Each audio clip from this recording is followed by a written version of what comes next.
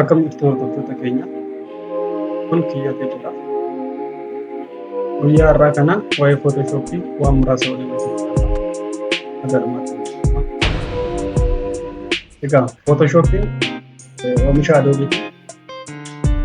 Adobe kaampaanii Adobe immoo oomishawwan garaagaraa fakkeenyaaf Photoshopiin jira, Adobe Illustrator jira, InDesign jira, Premiere Pro Video Editing jira, akkasuma After Effects jira.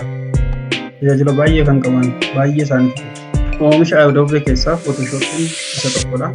Innis suuraawwan garaagaraa ittiin gulaaluu fi tajaajila graphics design keessatti gahee olaanaa qabata. Egaa Photoshopii vershiniiwwan adda addaa qaba. Warra gara durii turanii fi amma gara boodarra Creative Cloud Adobe CC 2025 irra jiru akka keessa. Inni kun kan 2022 ni agarnuuti waan tokko jira.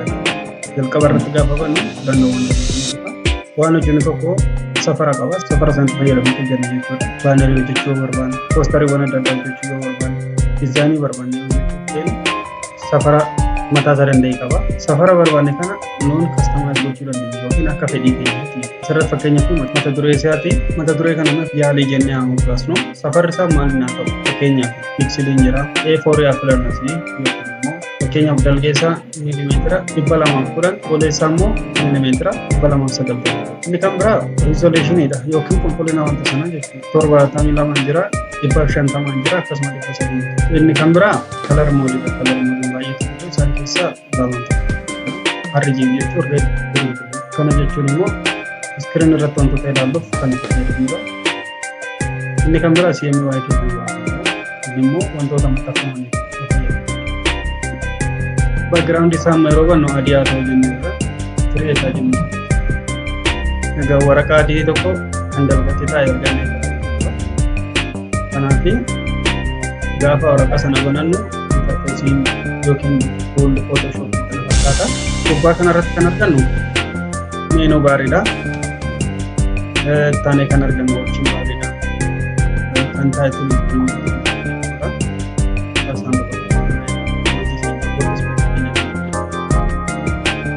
gadee kanatti kan argannu fuuli yookiin immoo meeshaalee itti waan barbaachisan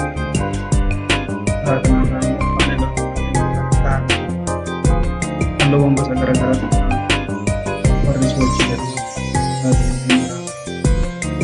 akkasuma paaternii jira.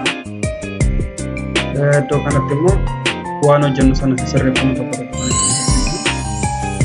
kan biraa leerii wanti jedhamu jechuun lafa hojii keenya waan ittiin hojjennu sana hundumaa leeriidhaan hojjennu tokko tokkoon kan hojjennu seekanarratti fayyadamu.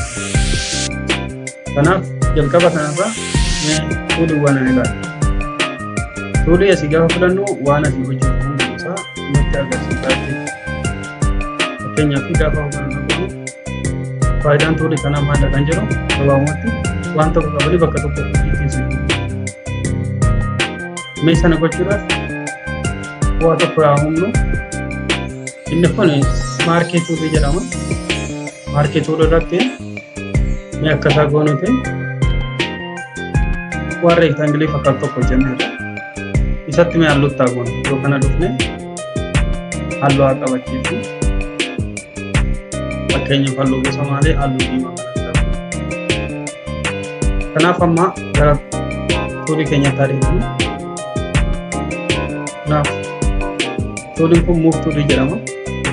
Gaafa raayit kilikaa ta'u arti tuulii jedhama. Workspace waan dabalataa. Kanaaf muuf tuuliin kun maal gochuudha? Baay'ee isa jalqaba gaafa godhu waan tokko akka qabnee ittiin barbaanne. Saatu muuf tuuliin bakka sochoos jechuudha. Bakka isaa qabnee xiqqeessuu, guddisuu, gara reektaangilii ture fakkeenyaaf gara iskuweeriitti deebisuu hin dandeenya. Kanaaf tajaajila akkasii jechuudha. Inni itti aanu maarkii tuuliidha. Maarkii tuuliin akkuma madaallee reektaangilii qaba, ellipsii qaba, sarara tokko qofa qaba. Sarara gadii fi sarara fayyadamuu hin dandeenye. Shortii kateedhaan qubee maakii irraa dhugna tajaajilan isaan baasa. Fakkeenyaaf isuma kana taatee minuutii xiqqoo ishee asararu. Isa kana erga sararri booda gaafa iddoo kanaa kana filannu iddoo kana option baarii isa jenne sana irratti filannoowwan garaagaraa afurtu jiru. Kallattiidhaan isa kana baasne irra addanatti immoo walitti makuu jechuudha. Waan hojjenne sana walitti nuu makaa jechuudha. Inni kunoo maal fayyada? Keessaa hir'isuudha. Immoo kana fayyadamne gaafa nu akkasitti fuudhne wanti nuti irratti filanne kun hundi isaa keessaa hir'ata. Kunoo akkaataa kanaan nuuf fayyada jechuudha. Isa kana yoo fayyadamne immoo iddoo sanatti intersection yookiin immoo bakka jara lamaan sana keessatti kennu baasa. Iddoo lamaan saniitti ofuma oomishanii balleessa. Kanaaf dizaayinii barbaanne akka barbaanneef jechuudha. Tuuliin inni itti aanu laasoo tuulii jedhamu. Isaan kun immoo waan ta'e filachuudhaaf yookiin immoo dizaayinii tokko baagiraawundi isaa irra ta'uu danda'a. Akkasuma gar tokko irraa funyaan hambisuudhaaf wanta nuti fakkeenyaaf inni akkasitti qabnee irratti sarara tokko tokko irraa kaasnee tokko tokko asirraa bakka jiru kanarraa gaafa asirratti waa hojjechuu barbaanne bakka kanaa isa kanamee akka fakkii tokko taasifannu asirratti raasteraa isaan isa kana bakkee kana filadhee otoon kiiboordii kiyyarraa diileetii ture bakka filannoo keessatti duubattaa deebisuuti. Isa kanarraa balleessuuf immoo ofii selektii kanarraa balleessuuf selektii kan jedhamu selektii yookiin hanga selektii waan ta'utti kana wal qabsiisnee akka selektii yoo kontirool diileetii Tane kan jiru wali banaa. Inni immoo karaa barbaanne filannoo keenya qabsineef wali banee jechuun abbaa roga baay'ee. Kanaaf roga garaagaraatti goone akkaataa kana kanaaf isa filatame kana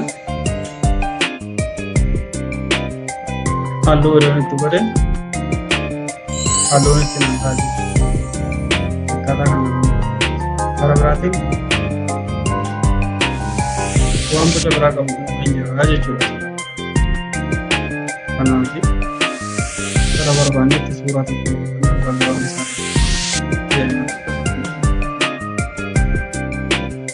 dizaayinii keessatti immoo waan baay'eetti kanaaf tajaajiloota akka kan biraa tuuliin magneetik tuulidha. Kana jechuunis iddoo kanarratti callanneetti roga isaatirraa oofna halluudhaan gargar baasa. Roguma sanarra gaafa oofnu hin deema callisii amma dhaqee nuun naamni jechuudha. Akkasa halluu ilaalee gargar baasanii halluudhaan gargar baasa. Tajaajiloota akka jechuudha. Calluma waan ishee danda'a. Halluu irratti goone akkaataa kana waan barbaanne boca barbaanne kana fakkaatu keessa guyyaa irraa kan guyyaa ta'an immoo malatti akkasuma tuuliiwwan afaan ilaalla. Hordoftoota guddaa galatoomudha. Chaanalee kiyyaa ta'e immoo laayik, sheer, sabskiraayib gochuun dandeenya. Hiriyoota keessaniifis qooda galatoomudha.